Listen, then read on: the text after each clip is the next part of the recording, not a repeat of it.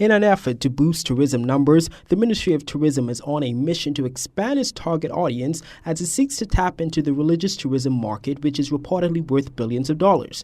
Director of Religious Tourism Dwight Ambrister said the ministry is targeting the United States, and based on its 2011 survey, 7.8% of Americans travel for religious purposes. Now, that 7.8% equates to some 5.3 million people. Mr. Ambrister said the ministry intends to attract a significant number of those travelers to the Bahamas. Our proximity to the United States, we're just a hop, skip, jump away from these particular markets that we're concentrating in. And certainly the rooms that we have coming on now with Bahama, Atlantis, we have the meeting spaces here that they would desire to have. If you're going for large events such as gospel concerts, you got the sports center over here, the newly built sports center. We've got to activate that and keep that active as much as possible.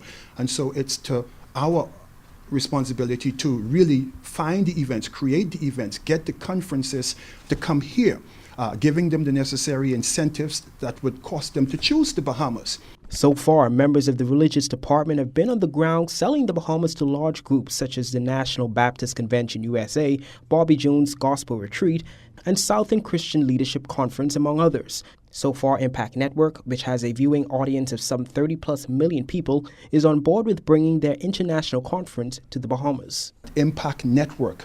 It's an international network, and when we launched them here last year in November, they turned right around and booked their conference to come here to the Bahamas.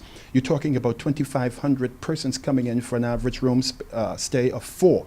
So when you equate that and put that into dollar value in dollar terms, you're looking in excess of over $1 million that they would end up spending here over the course of 4 nights, and that may not include F&B. You're looking at room nights alone.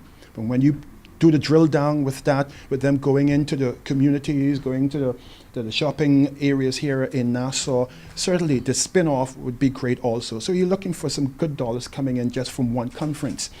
Overall, Mr. Ambrister added that the religious department is focused on filling about 31,000 rooms by December of this year, thereby attracting 8,000 religious travelers. Reporting for JCN News, I'm Greg Smith.